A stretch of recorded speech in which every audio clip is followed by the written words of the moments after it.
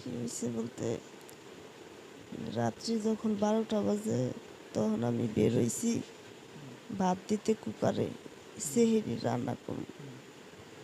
পরে ভাত দেওয়ার জন্য যখন আর কি ভাতটাতে চাউল ধুইছি, ধুয়ে একটা সিঁড়ির উপরে পা দিছি, পিছন থেকে কে যেন আইসা ঘাড়ের মধ্যে আর এই যে মুখের মধ্যে একদম দিয়া তয়লা দিয়ে ধরে একদম।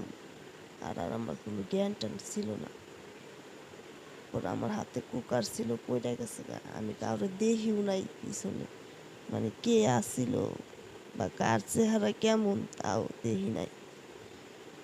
পরে আমার আজকে সন্ধ্যার পরে আর কি টাঙ্গাইলি এক জায়গায় আর কি অনেক গাথা জঙ্গল, ওই জায়গায় আর কি আমি মানে জ্ঞান ফিরছে তো একটু একটু চায়া দেখি আর কি জঙ্গলে পড়ে রয়েছি।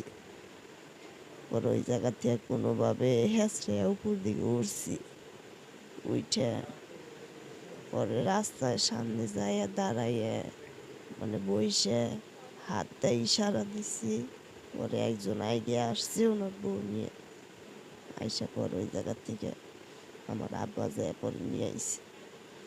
এই যে আপনি যে শেষ শেষ রাতের ঘটনা, শেষ রাতে চাউল ধোয়ার জন্য যে আপনি উঠলেন রান্না করার জন্য, আপনি কি একাই উঠছিলেন না আপনার সাথে আপনার শাশুড়ি কিংবা ওরা কি উঠছিল? কেউই ছিল না আমার ঘরে, আমি একাই থাকি, আপনি একাই?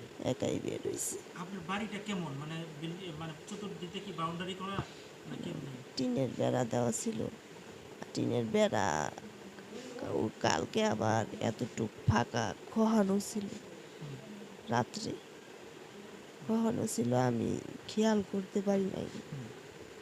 আপনার বাড়িতে কে কে ছিল? আমার শ্বশুর শাশুড়ি, আমার যা, মানে ওনারা তো ওই সাইডে থাকে ওনাদের বাড়ি। তারপরে ভাসুর আছিল, যার মেয়ে আছিল, আপনার সবাই। স্বামী? আমার হাজবেন্ড বাহিরে থাকে। সে বাইরে থাকে। এই যে আপনার যে হঠাৎ করে এইভাবে মুখে কোনো কিছু দিয়ে উঠিয়ে নিয়ে আসলো, আপনি এর আগে কোনো আন্দাজ করতে পারছিলেন, মানে আপনার কোনো সন্দেহ হয় কারো প্রতি কিংবা এরকম কোনো কিছু মনে হয় কি আপনার?